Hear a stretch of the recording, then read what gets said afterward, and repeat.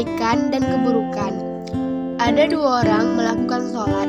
Orang yang pertama meraih keridhaan Allah Azza wa Jalla sehingga dosa-dosanya gugur. Sedangkan orang yang kedua mendapatkan kecelakaan dan kemurkaan Allah Azza wa Jalla karena nifak dan riyanya. Nabi Muhammad SAW telah menjelaskan keutamaan sholat yang menggugurkan dosa-dosa karena dilakukan dengan ikhlas dan sempurna. Beliau SAW bersabda, tidak ada seorang muslim yang kedatangan waktu sholat wajib lalu dia melakukan sholat wajib itu dengan menyempurnakan wudhunya, khusyuknya, dan rukuknya, kecuali sholat itu merupakan penghapus dosa-dosa sebelumnya selama dia tidak melakukan dosa besar, dan itu pun untuk seluruh waktu. Hadis riwayat Muslim. Sebaliknya, beliau juga memperingatkan umat dari melakukan sholat karena riya, karena hal ini akan menggugurkan amal, sebagaimana hadis berikut ini. Dari Abu Said, dia berkata, Rasulullah SAW mendatangi kami ketika kami sedang membicarakan Al-Masihud Dajjal. Kemudian beliau bersabda, maukah aku beritahu kepada kamu sesuatu yang menurutku lebih aku takutkan terhadap kamu daripada terhadap Al-Masihud Dajjal? Maka kami menjawab, ya wahai Rasulullah. Maka beliau bersabda, syirik yang tersembunyi, yaitu seseorang melakukan sholat lalu dia membaguskan sholatnya karena ia melihat pandangan orang lain. Hadis Hasan riwayat Ibnu Majah. Ini merupakan contoh nyata tentang pentingnya niat dan mengikhlaskan niat di dalam seluruh amalan. Oleh karena itu, banyak sekali Nabi SAW meningkatkan hal ini di dalam hadis-hadis beliau. Antara lain, sabda beliau SAW, sesungguhnya semua amalan itu terjadi dengan niat dan setiap orang mendapatkan apa yang dia niatkan. Hadis riwayat Bukhari. Sesungguhnya suatu perbuatan akan diterima oleh Allah jika memenuhi dua syarat, yaitu niat ikhlas dan mengikuti sunnah. Oleh karena itu, Allah akan melihat hati manusia apakah ia ikhlas dan melihat amalnya, apakah sesuai dengan tuntunan Nabi SAW.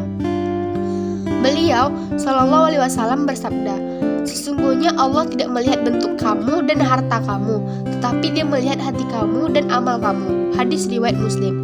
Oleh karena itulah, mengikhlaskan niat merupakan perintah Allah kepada seluruh manusia sebagaimana firman-Nya. Padahal mereka tidak disuruh kecuali supaya menyembah Allah dengan memurnikan ketaatannya kepadanya dalam menjalankan agama yang lurus dan supaya mereka mendirikan sholat dan menunaikan zakat. Dan yang demikian itulah agama yang lurus. Al-Bayyinah. Di antara rahmat dan anugerah Allah adalah bahwa Dia menulis kebaikan hambanya hanya karena keinginan untuk berbuat kebaikan, sedangkan keinginan berbuat keburukan belum ditulis. Nabi SAW menjelaskan hal ini di dalam hadis sebagai berikut. Sesungguhnya Allah menulis semua kebaikan dan keburukan. Barang siapa berkeinginan berbuat kebaikan lalu dia tidak melakukannya, Allah menulis di sisinya pahala satu kebaikan sempurna untuknya. Jika dia berkeinginan berbuat kebaikan lalu dia melakukannya, Allah menulis pahala 10 kebaikan sampai 700 kali sampai berkali lipat banyaknya.